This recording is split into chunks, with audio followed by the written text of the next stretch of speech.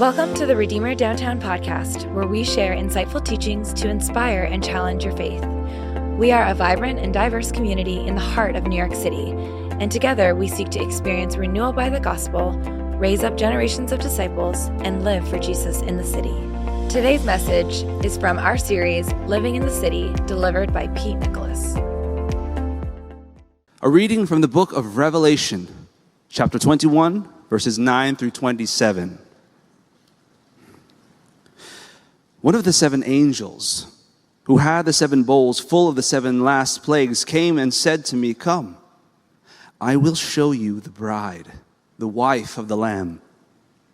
And he carried me away in the Spirit to a mountain great and high, and showed me the holy city, Jerusalem, coming down out of heaven from God. It shone with the glory of God, and its brilliance was like that of a very precious jewel, like a jasper, clear as crystal. It had a great high wall with 12 gates, and with 12 angels at the gates. On the gates were written the names of the 12 tribes of Israel. There were 3 gates on the east, 3 on the north, 3 on the south, and 3 on the west. The wall of the city had 12 foundations, and on them were the names of the 12 apostles of the Lamb.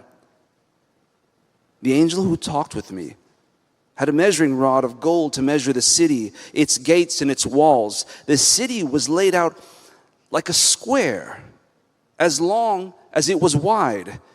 He measured the city with the rod and found it to be 12,000 stadia in length, and as wide and high as it is long.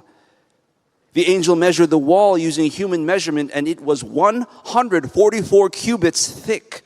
The wall was made of jasper, and the city of pure gold, pure as glass. The foundations of the city walls were decorated with every kind of precious stone.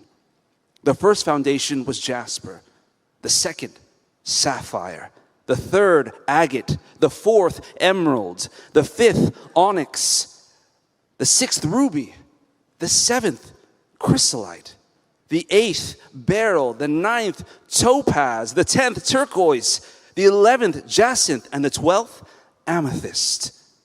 The 12 gates were 12 pearls, each gate made of a single pearl. The great street of the city was of gold as pure as transparent glass. I did not see a temple in the city, because the Lord God Almighty and the Lamb are its temple. The city does not need the sun or the moon to shine on it, for the glory of God gives its light, and the Lamb its lamp. The nations will walk by its light, and the kings of earth will bring their splendor into it. On no day will its gates ever be shut, for there will be no night there. The glory and honor of the nations will be brought into it. Nothing impure will ever enter into it, nor will anyone who does what is shameful or deceitful, but only those whose names are written in the Lamb's book of life. The word of the Lord.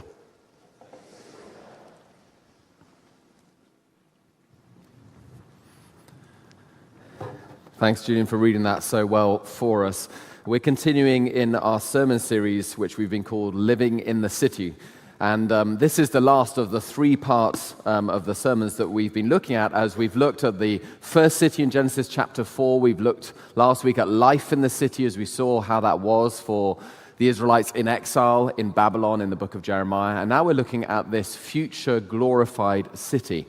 Now, as we look at this, I want to talk a little bit about the idea of hope.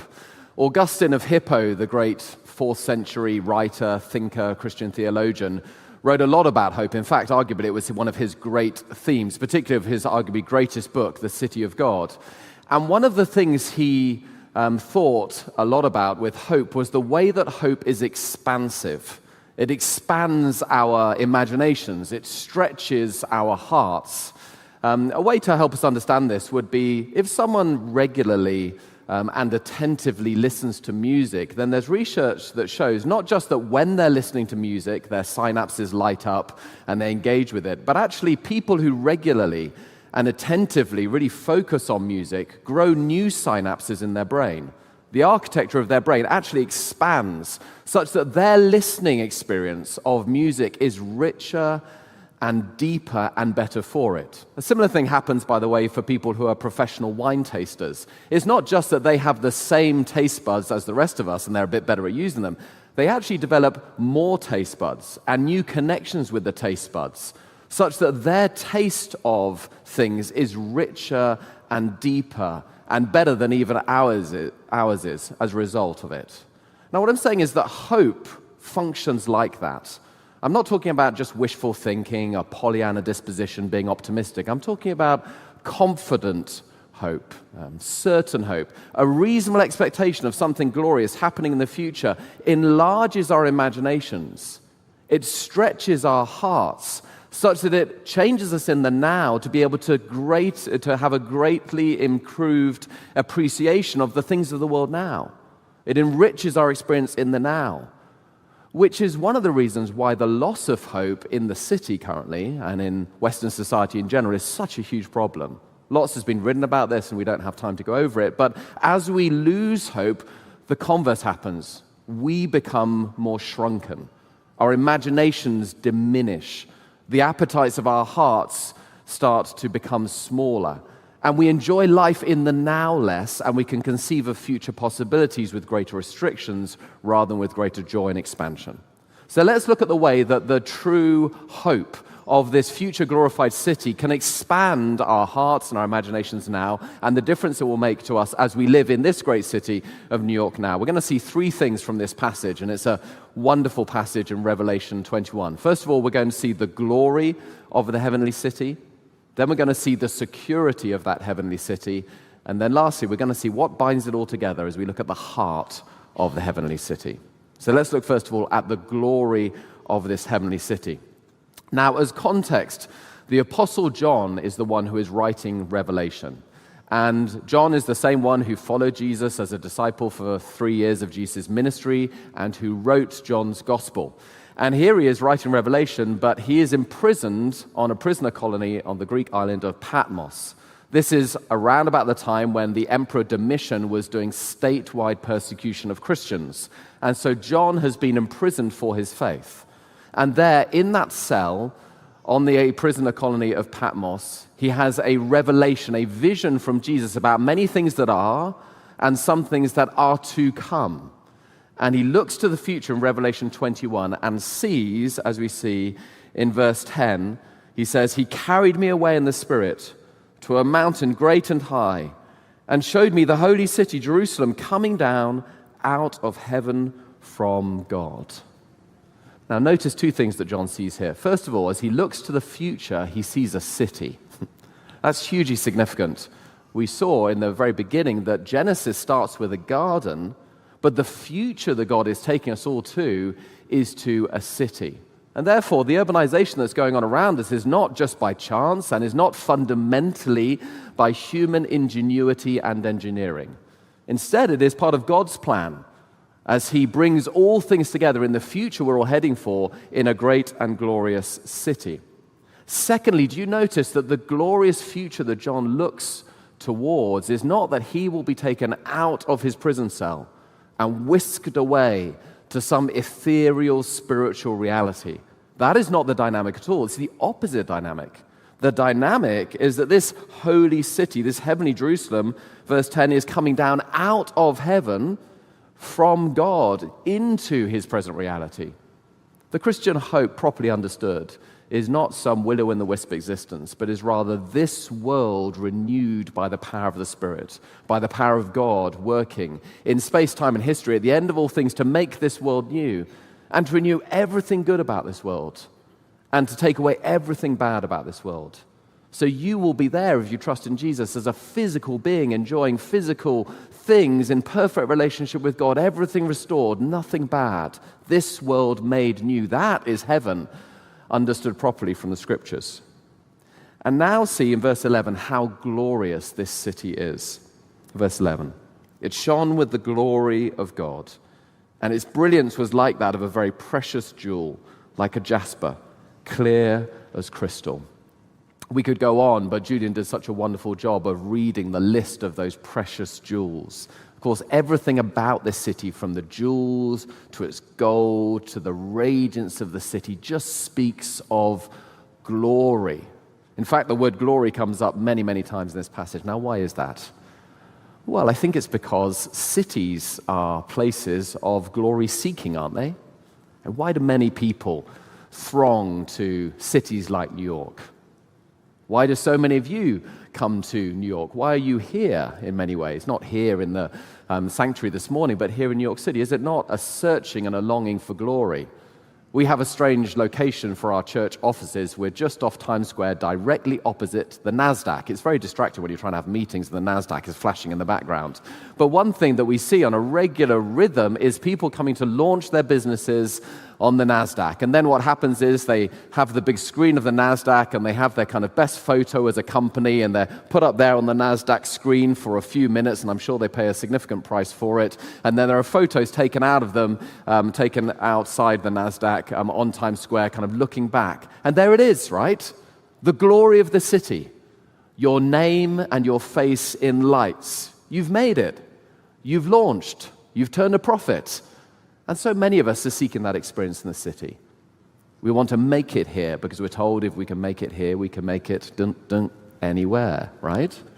Some of us are here not just trying to make it, some of us are here trying to make it as a partner in a law firm or an accounting firm or something, trying to make our dream pop, make that startup go viral and become profitable. Maybe it's not so much the dream of becoming a partner, maybe it's the dream of finding a partner, a romantic or marriage partner in the city. Maybe it's to get the high career velocity and career trajectory. Everything about the city speaks of glory.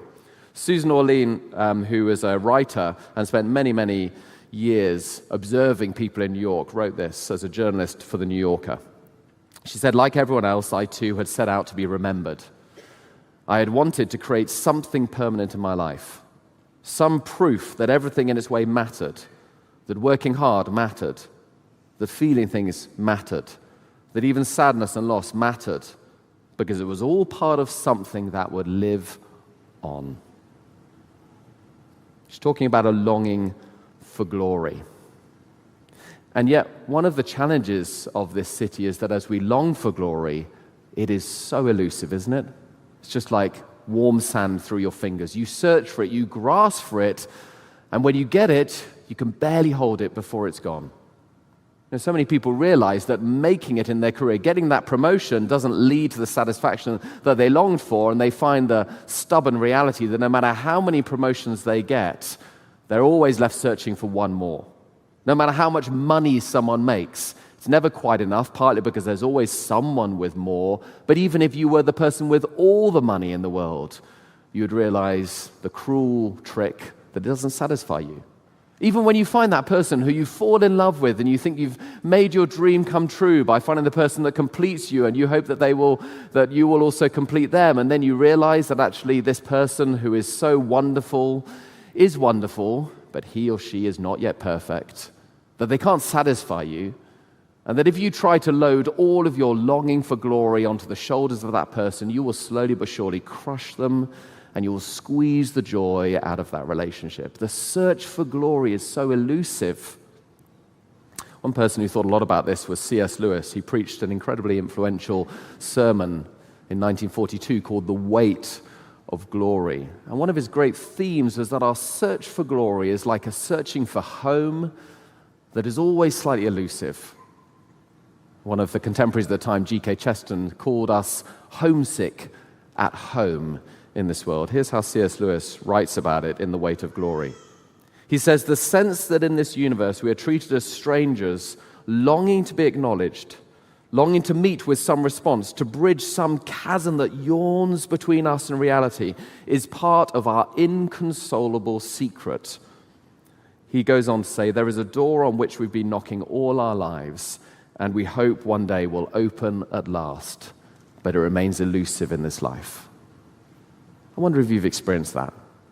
The sense that even when you're having the best moments in this world, those glorious moments, I don't know what they are for you. Maybe you'll have them this summer. Maybe you'll be on holiday on a beach and you'll look around and you'll think, this is just glorious. And then you'll hear the kids argue. Tension will arise in a relationship. Sand will get in your sandwich or whatever it is, and you'll realize it's not quite so glorious after all. Isn't so much of life like that? The lint in the shoe, the grit in the oyster, it feels not so glorious in the reality. We're searching for something, always eluding us. We're homesick at home. Because the point is that we're not made for home now. We're made for this future city, this glorious city. That is our home. That's why the metaphors in the passage are so off the scale. Because everything in the passage, John is trying to say to us, I've seen the vision of what is to come. That is your true home. That is the glory that you seek. You'll never find it in this life. It'll always be elusive to you. But in that world, the world to come, the world that is this world renewed, then you will truly find glory. That's our home. Which brings us secondly to the security of the heavenly city.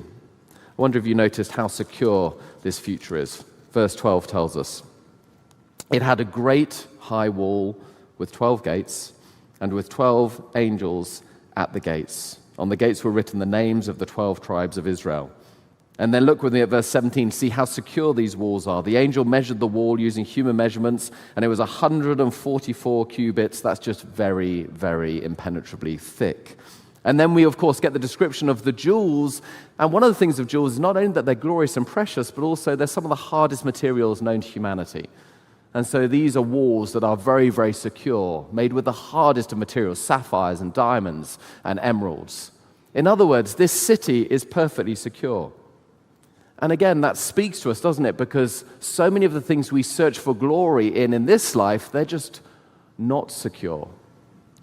Losing things and coming to terms with loss is one of the great projects of human life, one of the great sad realities of life. Just even losing a small thing can cause us profound grief, can't it?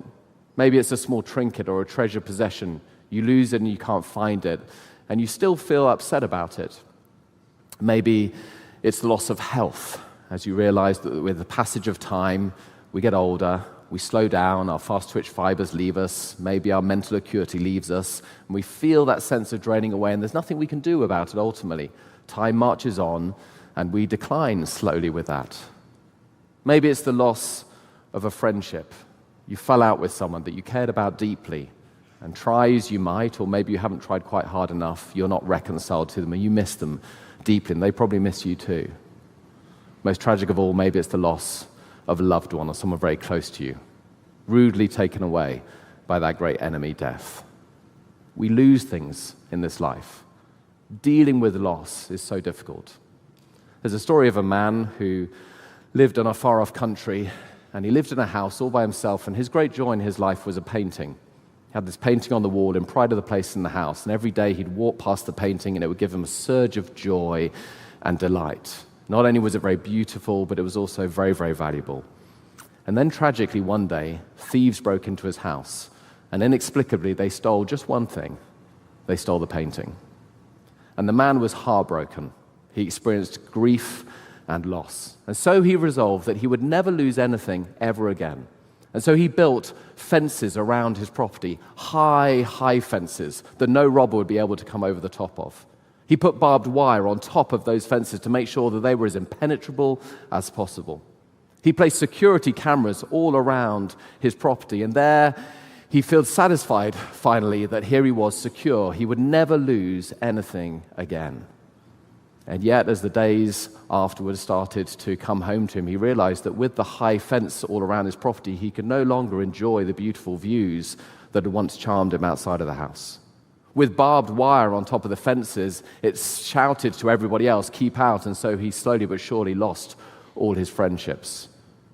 And with those security cameras everywhere, he would compulsively check the security feed to make sure he wasn't going to be robbed today, and with that, he started to feel constantly anxious, and he lost all his peace. He had resolved never to lose anything ever again, and by his great endeavor to not lose anything ever again, he ended up losing the views that he loved, his friends, and his peace. he ended up losing far more than he ever had. So it will be with all of us who try to insure ourselves against the unknown. Isn't that what we do in life? We spend so much energy trying to stop losing things because we've been hurt by loss in the past. And so we try to build fences metaphorically. We put barbed wire around things to secure them metaphorically. We put watching videos around to constantly check on things. And then we realize that our peace is gone, that our friendships are marred, that the views that used to charm us lose their delight anymore. Our endeavor to insure ourselves against insecurity leads to a loss of something far greater, our peace. How then can we be secure? Well, in this life, there is no true security, but look at the security of that future, the new creation. In that heavenly city, nothing will ever be taken away from us. It is perfectly secure. The security of that heavenly city is guaranteed by God himself, the great seeker and saver of the lost.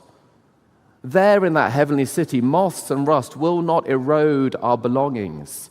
Thieves cannot break in and take them away, for God himself will guarantee the security. There in eternity, our health will never dwindle. We will never need to worry about the passing of time giving us injuries or taking away our memories or impinging upon our mental acuity. There will be nothing but perfect joy in all relationships, for no sin, no sense of deterioration in this world will mar our friendships or our relationships, and never with God, for we will enjoy him perfectly. And there, maybe best of all, there will be no more death. And so we will not fear our loved ones being taken away from us. And some of you are saying, well, okay, but I've already lost so much. There in the new creation, God will redeem all that was lost. You say, well, how can the future of heaven make up for the pain that I feel? Maybe you've lost someone. You're still mourning them deeply. You're wondering if that pain will ever go away.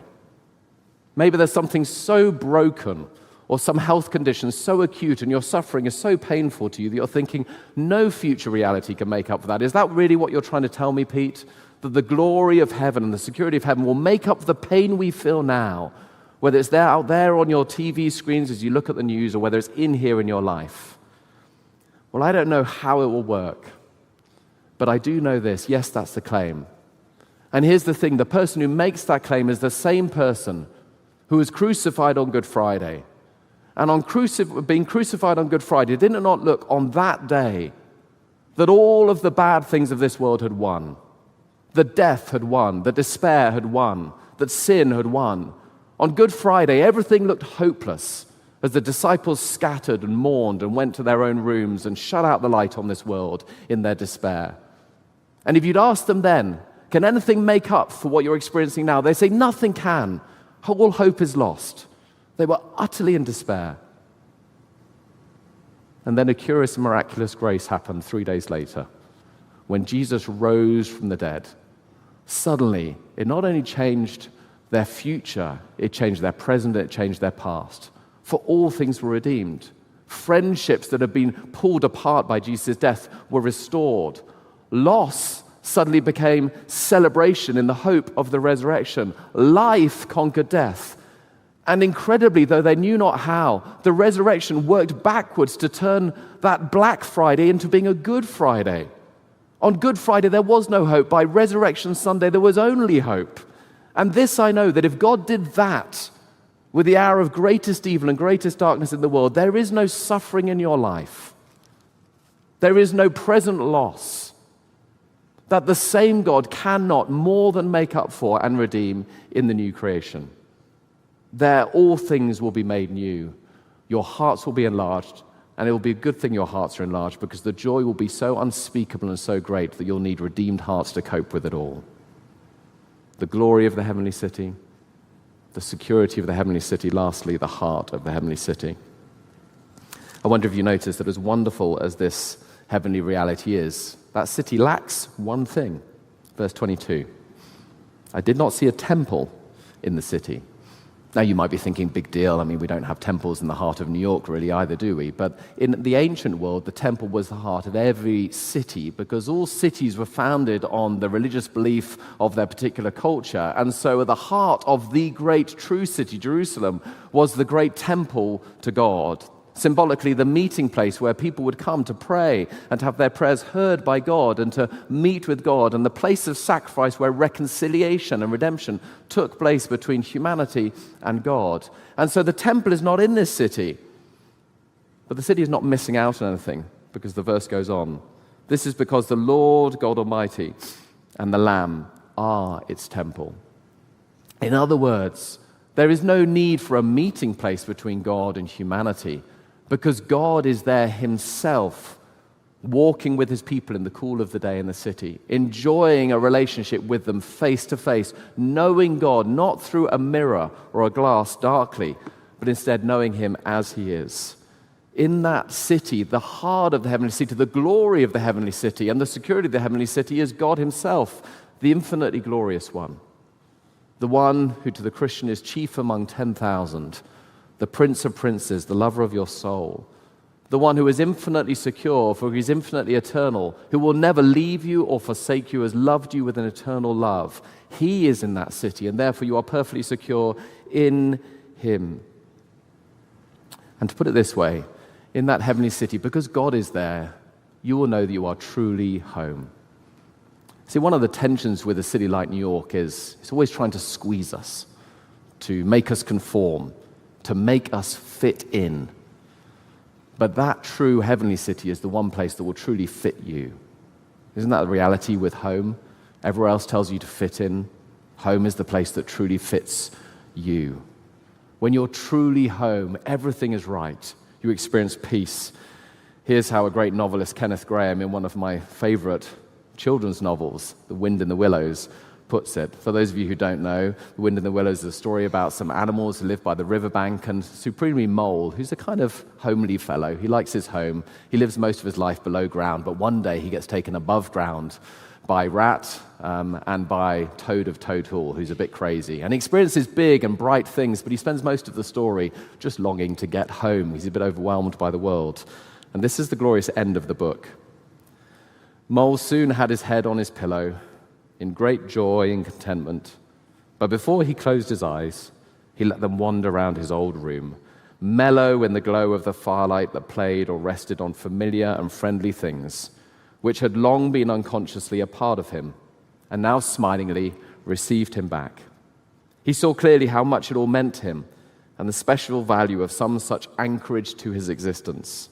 It was good to think that he had this to come back to, the place which was his own, these things which were so glad to see him again and could always be counted upon for the simple welcome home. Home is the place that fits you. Did you notice in the passage how it is that that new creation, that heavenly city, can be our home? Jesus is referred to throughout the passage in one very distinctive way. He's called the Lamb.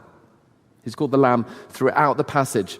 Verse 9, the Lamb. Verse 14, the Lamb. Verse 22, the Lamb. Verse 23, the Lamb. Why the Lamb? Because the Lamb is the sacrificial Lamb. The only way that this future city can be home for us is not by rights. By rights we shouldn't be there. By rights we should be shut out. For all of the ways we sought glory in the earthly city, we sought security in the now, and we've pushed God and his glory and his security to the fringe of our lives, saying, I'll do it my way. I'll find glory my way. I don't need you, thank you, God.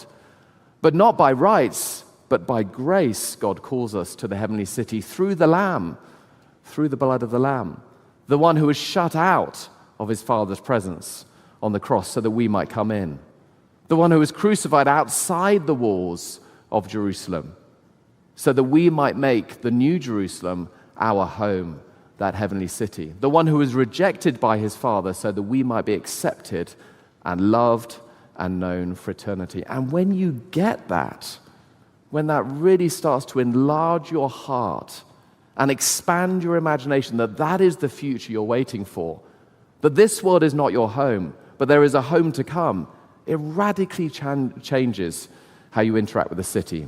Let me just close with two brief pointers of application. Our third value here at Redeemer Downtown is to be city hopeful, not to be city optimistic. That's a very different thing. To be city hopeful, that is to let the future heavenly city impact the way we view and interact with this city. We might say, how does it impact how we view this city? In two ways particularly. First of all, it means you might consider staying in the city. See, why do many people come to the city briefly but then leave this city? What are they leaving for? You know what you're leaving for. You're leaving trying to find home, because it's difficult to envisage home in the city, right? Because it's not a particularly homely place. So unless you're one of those rare breeds who's been born here, or you've got something slightly wrong with you and you enjoy living here, then, you can't envisage being at home here. And so Texas or North Carolina or Milwaukee or Chicago or Denver or anywhere else seems like a far better option for home than this city. But here's the thing. If you realize that no city or no suburb or no town or no home in this life will ever truly be home, then you can say, I'm going to do that crazy thing. I'm going to make New York my home. Not because you're #living your best life. Do you think Daniel was living his best life in Babylon? Was Joseph realizing self-actualization when he was in the dungeons of Egypt? Did Abraham leave Ur to go and be actualized and to live his best life and to do you as he left Ur of Chaldea? No. Why did they leave? Hebrews 11 tells us all these people were still living by faith when they died, but they were living for what? For a far-off country, knowing that God had prepared a city, a home for them. You can make a radical decision to stay long-term in this city, to witness and to live for Christ here, because there's more people here per square mile than anywhere else on God's good earth pretty much, and they need the gospel, and they need you to live the gospel in front of them. And so you can give up on an earthly home because you know you've got a heavenly home, and you can make New York your home. And yes, your children may have to live in bunk beds. I can give you some good advice on that. Secondly, as you live in this city, however long you stay, you'll realize if you have a heavenly city coming, you don't need to worry about your reputation.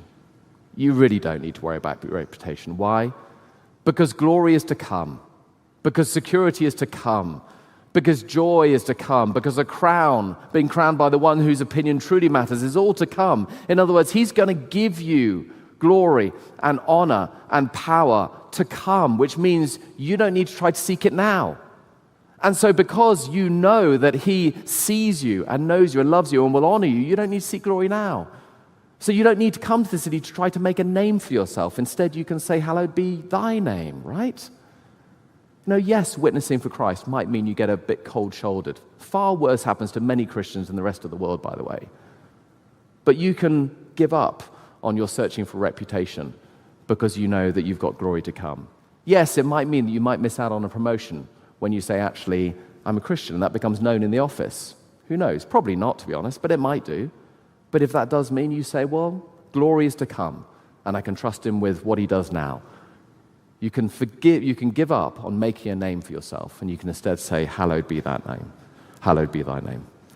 So the glory is all to come, the glory of the heavenly city, the security of the heavenly city, and it's all because the heart of the heavenly city is the Lamb, the Lord Jesus Christ. And when we truly live for that future reality, it expands our imaginations, it expands our hearts, and we live for Jesus in the city. Let it be so. Let me pray. Heavenly Father, thank you for this beautiful picture of the heavenly city. May we live for it, and may our lives in the now be transformed by it. We ask it for Jesus' sake. Amen. At Redeemer Downtown, we believe that the gospel has the power to renew both our lives and our city. If today's sermon touched your heart or sparked new thoughts, we encourage you to take it further, share and talk about it with a friend, pray over what you heard, or continue to meditate on today's passage. We'd also love to stay connected with you. Discover more sermons and resources at redeemerdt.com. Thanks for listening. Until then, go in peace, live in grace, and let God's truth and love shape every part of your life.